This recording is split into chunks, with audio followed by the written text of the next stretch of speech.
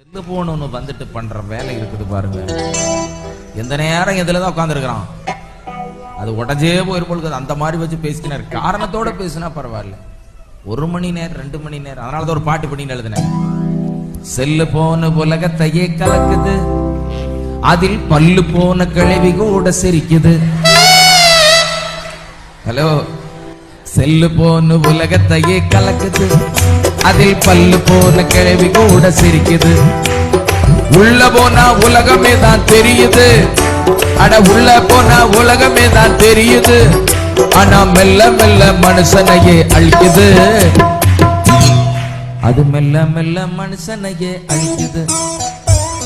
வித்தானுக்கு ஒரு 5-6 வருஷத்துக்கு முன்னாடி ரிலையன்ஸ் செல்லு போன் வாங்கலையோ, செல்லு போன் 300 ரூபாய் 500 ரூபாய்.